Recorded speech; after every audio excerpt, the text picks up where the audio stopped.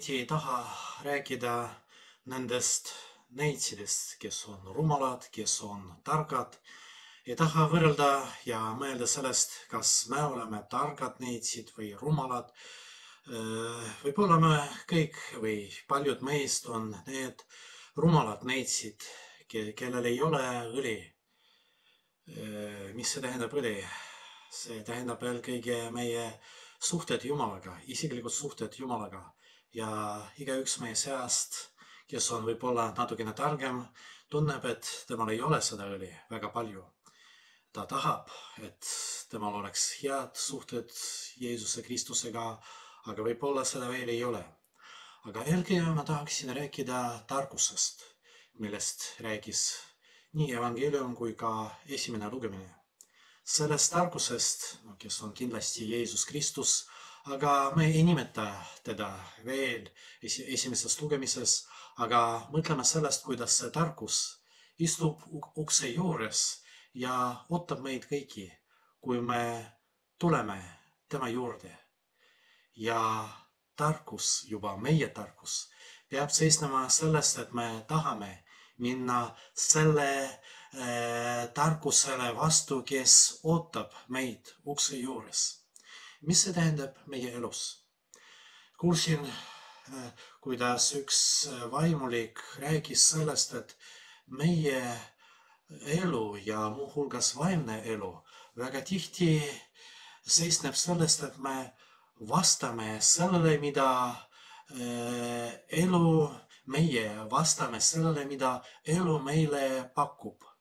No tuleb mingi sündmus meie ellu, võib-olla mingi haigus, võib-olla mingi masendus ja me hakkame reageerima.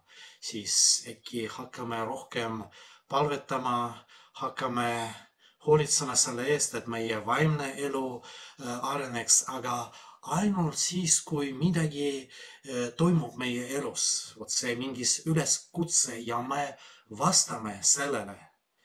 Võib-olla väga palju teisi olukordi. Küsimus on selles, kas me püüame aeg-ajalt midagi teha, mitte oodates, et midagi toimub meie elus ja me vastame. Aga nii lihtsalt, mina olen inimene, isik, kellel on mõistus, kellel on tahe ja ma tahan iseenesest midagi teha oma elus.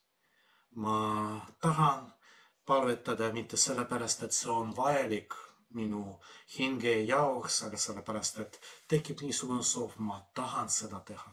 Ma tahan midagi teha näiteks teistele inimestele, mitte sellepärast, et tekkis niisugune olukord, et ma pean midagi tegema. Ma näen, et võib-olla täitsa hea olukord, et ma pean aitama haigeid inimesi, aga mitte sellepärast, et ma näen, aga ma tahan ja initsiatiiv on minu käes. See on mingis mõttes tarkus, et ma ei oota, kui ma pean midagi tegema, aga ma ise pakun midagi, mis on võib-olla täitsa rumal inimese silmis, aga pakun ja teen seda, sellepärast et ma tahan, et minu arvates see viib Jumala juurde ja see on väga kasulik minu jaoks ja teiste jaoks. Ma ei oota, ma tegutsen. Ma ei valva nii lihtsalt passiivselt, aga ma teen midagi. Selles seisneb tarkus.